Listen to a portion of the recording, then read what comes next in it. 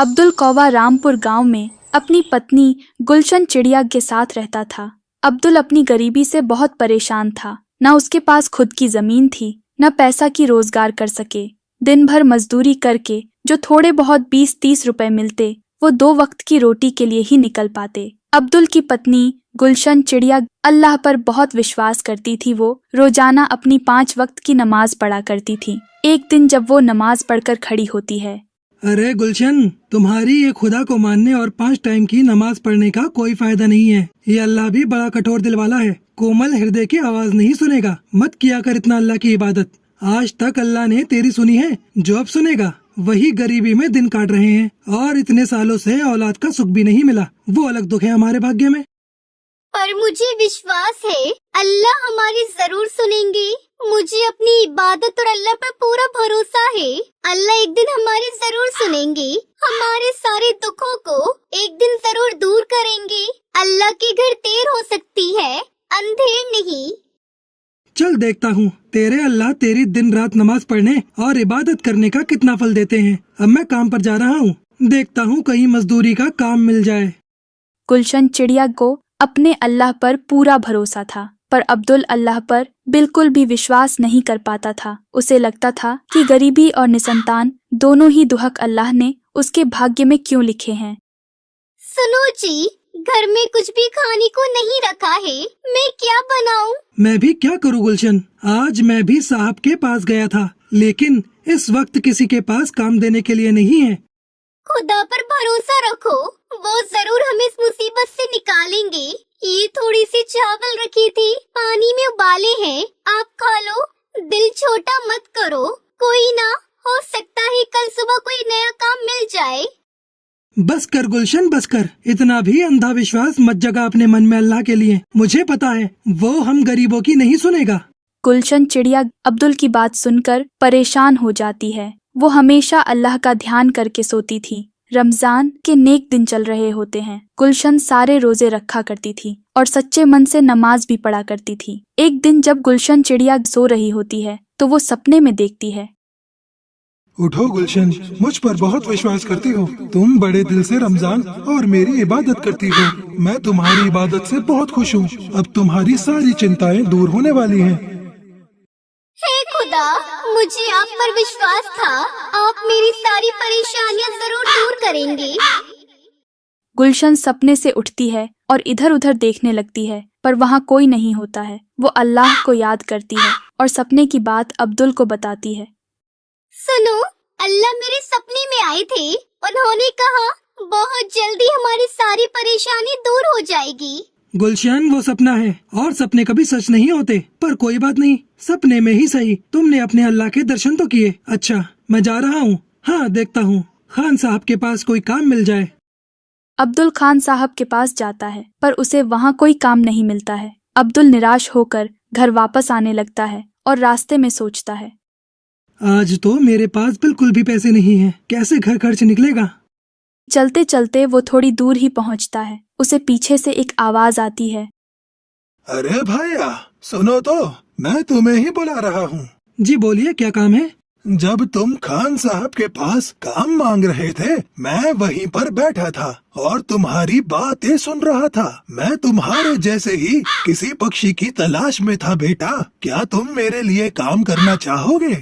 मैं तुम्हें अच्छे दाम दूंगा। क्या नाम है तुम्हारा? हाँ हाँ, मेरा नाम अब्दुल है। मुझे अभी पैसों की बहुत जरूरत है। आपकी बड़ी मेहरबानी होगी। अगर मुझे कोई काम मिल जाए तो बताइए ना, मुझे क्या करना होगा। अब्दुल, मैं बहुत बूढ़ा हो चुका हूँ। कुछ सालों से मेरी इच्छा थी कि मैं मक्का से जमजम का पानी लाऊं और यहाँ जरूरतमंद लोगों को पिलाऊं। मक्का मस्जिद बहुत दूर है। मेरी उम्र इतनी हो चुकी है कि मैं थोड़ा दूर उड़कर थक जाता हूँ। क्या तुम मेरे लिए मक्का की परिक्रमा कर सकते हो? और हाँ, और वहाँ का पानी भर कर ला सकते हो? यदि हाँ, तो मैं तुम्हें इस पूरे काम के लिए 1 लाख रुपया दूंगा। बूढ़े कबूतर की बात सुनकर अब्दुल को 2 मिनट के लिए विश्वास नहीं हुआ कि अचानक 1 लाख रुपए कमाने का उसे मौका मिल गया। उसने सपने में भी 1 लाख रुपए कमाने का नहीं सोचा था। अब्दुल कौवा ने बूढ़े कबूतर को एकदम हाँ कहा, क्योंकि उसे पता था कि वो इस वक्त गरीबी और लाचारी में किस तरह दिन काट रहा था। उसके पास कोई काम नहीं था। फिर वो कबूतर से बोला, ठीक है बाबा, मैं आपका काम कर दूंगा। मैं मक्का से जमजम का पानी ले आऊंगा बाबा। ठीक है, तुम कल सुबह ही मक्का के लिए निकल जाओ और फिर जब तुम वापस आओगे तो मैं तुम्हें पूरी रकम दे दूंगा। ये कुछ पैसे रखो, रास्ते में तुम्हारे काम आएंगे। बूढ़े कबूतर को मक्का से जमजम का पानी लाने के लिए हाँ बोलकर अब्दुल घर आ जाता है और गुलशन को बताता है। गुलशन भी ये बात सुनकर बहुत खुश होती है और अब्दुल के जाने की तैयारी करती है। अगले दिन सुबह अब्दुल मक्का के लिए निकल जाता है। वो तो सिर्फ इसी इच्छा से पानी लेने जा रहा था। जैसे ही वो जमजम का पानी ले आएगा, उसे रकम मिल जाएगी जिससे उसकी गरीबी दूर होगी। अब्दुल मक्का पहुंच जाता है और परिक्रमा कर जमजम का पानी भर लेता है। अब्दुल अकेला ही मक्का के लिए निकला था, इसलिए जब वो अकेला आ रहा होता है, रास्ते में उसे से पक्षी मिलते हैं जो अल्लाह की इबादत कर रहे होते हैं। अब्दुल भी अल्लाह की इबादत करता हुआ वापस आ रहा होता है। आते समय अब्दुल को एक झाड़ी के पास से आवाज आ रही होती है, कोई 2 घुट पानी पिला दो, बहुत प्यास के मारे मेरा गला सूख रहा है, कोई मेरी मदद करो। अरे आप कौन है बाबा, और यहाँ कैसे, वो भी इस हालत में? मैं यहीं पास के गांव में रहता हूँ। मेरी आंखें नहीं है बेटा, मैं देख नहीं सकता। भोजन की तलाश में गांव से दूर निकल आया, रास्ता भटक गया। मुझे बहुत प्यास लगी है बेटा, 2 घूंट पानी पिला दो, अल्लाह तुम्हारा भला करेगा। क्या करूं, मेरे पास पानी पीने का नहीं है, बस यही जमजम का पानी है जो उन बूढ़े बाबा के लिए लेकर जाना है। अगर मैं यह पानी इन्हें पिला दूंगा तो उन्हें क्या बोलूंगा? ये पानी तो जरूरतमंद परेशान पक्षियों के लिए है, और लाचार बाबा को जो प्यास से व्याकुल हो रहे हैं, ऐसे तो नहीं छोड़ सकता ना। मैं इन्हें पानी पिला देता हूँ और उन बूढ़े बाबा को बोल दूंगा कि मैं पानी नहीं ला सका। शायद मेरी किस्मत में पैसा कमाना लिखा ही नहीं था। अब्दुल उस पक्षी को मक्का का जमजम का पानी पिला देता है। उसकी प्यास बुझ जाती है। वो अब्दुल को शुक्रिया कहता है। बेटा, तुमने इस बुरे वक्त में मेरी सहायता की, मेरी प्यास बुझाई। अल्लाह तुम्हें हमेशा खुश रखे बेटा। आज तुमने मुझे अंध फकीर को पानी पिलाया, मैं भी तुम्हें कुछ देना चाहता हूँ। ये पोटली अपने पास रखो और घर जाकर ही इस पोटली को खोलना। बाबा, मैं आपको घर छोड़ देता हूँ, आप अकेले कैसे जाओगे? नहीं बेटा, मैं चला जाऊंगा, तुम्हें भी तो समय पर घर पहुँचना होगा। तुम्हारी बेगम गुलशन तुम्हारी राह देख रही होगी। अब्दुल अपने घर की तरफ चल पड़ता है। रास्ते भर अब्दुल यही सोचता है, वो उस बूढ़े बाबा को क्या जवाब देगा।